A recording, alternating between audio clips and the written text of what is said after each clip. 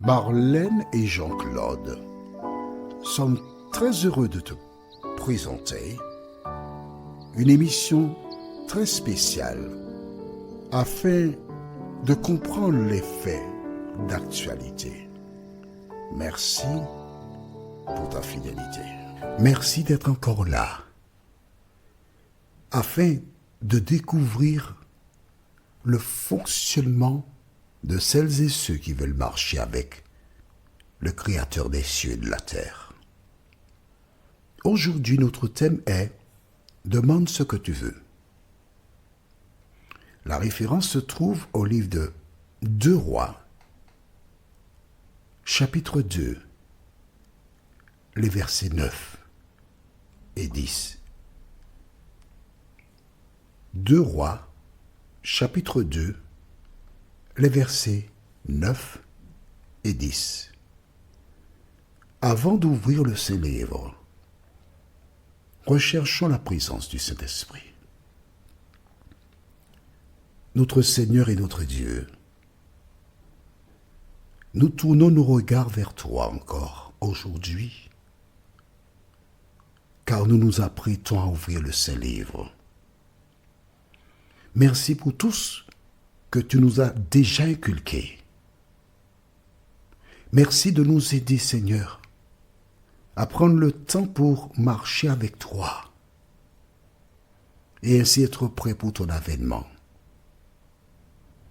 Que le Saint-Esprit vienne encore aujourd'hui nous instruire et nous conduire dans toute la vérité, nous t'en prions, au nom de Jésus et pour ta gloire éternelle. Amen. Rappelle-toi qu'au départ, Élie a cherché à se débarrasser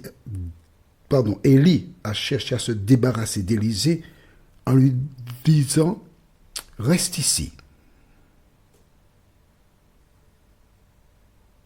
à Gilgal. Mais Élisée lui a dit « Non, je ne t'abandonne pas ». Ensuite, il a été à Bethel. Les fils des prophètes dirent à Élisée, « Sais-tu qu'aujourd'hui que ton maître va... » « Je le sais, taisez-vous. » Là encore, Élie lui dit, « Reste ici parce que je dois aller à Jéricho. » Mais Élisée lui dit, « Non, aussi vrai que Dieu est vivant et que ton âme est vivante, je ne te quitterai pas. » Ils arrivent à Jéricho et là encore, les fils des prophètes tiennent le même langage. Il leur dit, taisez-vous. Tout ce que Élie fait pour se débarrasser d'Élisée, il ne se laisse pas décramponner. Il est comme un cycliste qui monte et qui marque le leader à la culotte. Il ne l'abandonne pas, il veut rester en contact avec lui. Et là encore, Élie lui dit, reste ici, car l'Éternel m'envoie au Jourdain. Élisée tient le même langage. Donc tu vois qu'Élie avait un itinéraire précis. Il savait qu'il fallait qu'il se rende à Gilgal, Bethel, Jéricho. La Bible ne donne pas les détails. Il n'a pas simplement été marcher pour se faire les pouces ou pour muscler ses jambes. Nous ne savons pas ce qu'il a été faire là-bas, mais nous savons qu'il y avait une raison valable. Et là, il va vers le Jourdain.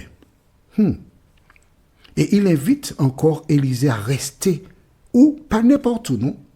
Là où se trouvent les fils des prophètes. On le connaissait, lui, le grand Élie, mais comme il va partir, est-ce qu'il a été, parce que nous n'avons pas l'information, a-t-il été présenté Élisée?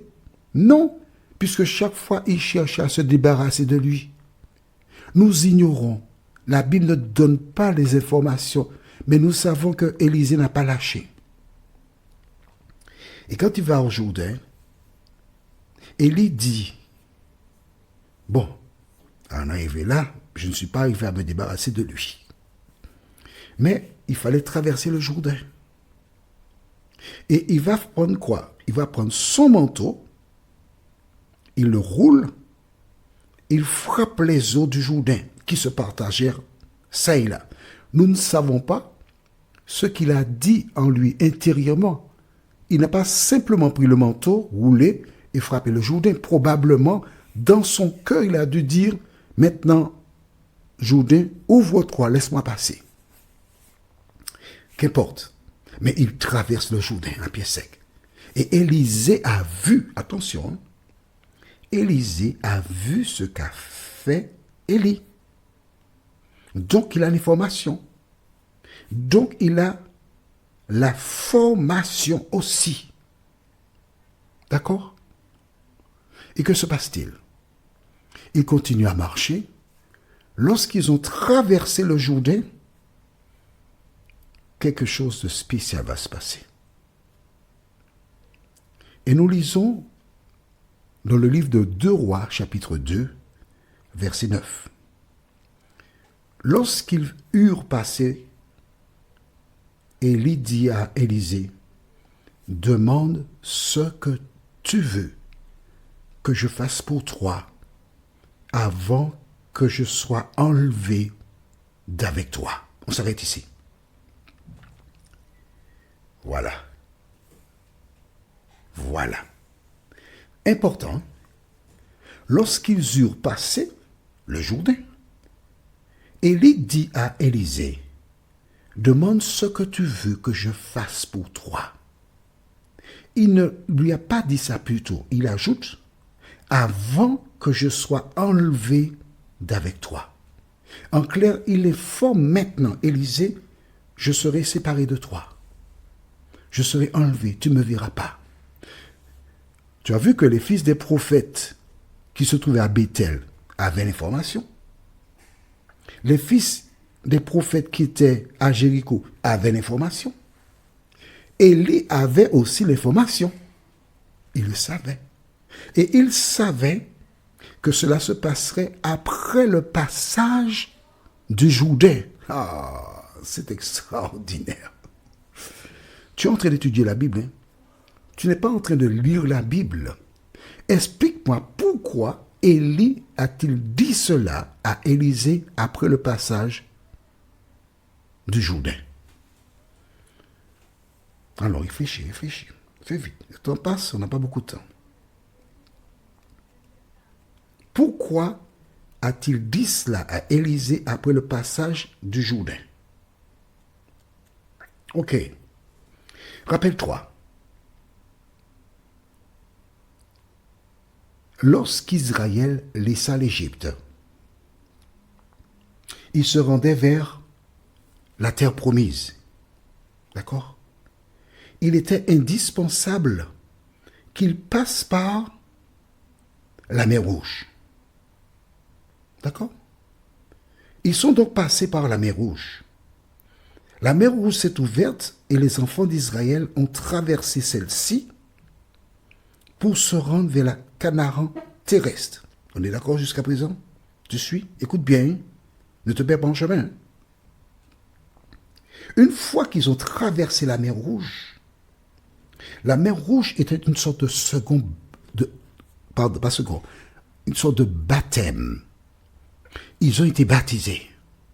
Laisser l'Égypte qui représente le monde pour cheminer vers la Canaan terrestre. Ils devaient être baptisés. Ce fut leur baptême. Et c'est après cela qu'ils ont commencé à cheminer pour remplir les conditions et ainsi entrer dans la Canaan terrestre. Dans l'échange que Dieu a eu avec Élie, il lui a certainement dit qu'il fallait qu'il passe par le Jourdain, qu'il traverse le Jourdain. Il y avait certainement des ponts quelque part, mais non, il fallait qu'il traverse le Jourdain comme les enfants d'Israël ont traversé la mer Rouge. Et c'est après avoir traversé le Jourdain qu'il informe Élisée, « Je serai enlevé avec toi. Demande-moi ce que tu veux. »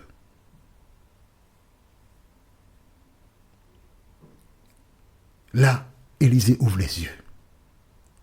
Et nous verrons, lisons la suite. Élisée répondit, qu'il y ait sur moi, je te prie, une double portion de ton esprit. Et il lui dit, tu demandes une chose difficile, mais si tu me vois pendant que je serai enlevé d'avec toi, cela t'arrivera. Ainsi, sinon, cela n'arrivera pas. Il a donné une réponse. Dieu avait informé Élie qu'à tout moment, après le passage de Jourdain, il serait enlevé. Et dès qu'il a traversé le Jourdain, il pose la question à ce jeune homme. Demande ce que tu veux. Élisée entend demande ce que tu veux. La seule chose qui est importante pour lui, c'est avoir une double portion de l'esprit qui est sur l'homme de Dieu, qui a rempli son ministère et qui est sur le point d'être enlevé dans le ciel vers l'Éternel. C'est tout ce qu'il veut. Et toi, que demandes-tu à l'Éternel? Notre prochaine étude sera un char de feu. 2 Rois 2, et nous lirons le verset 11. 2 Rois 2, verset 11. Et verset 12 aussi, pourquoi pas, pendant que nous y sommes. Prions.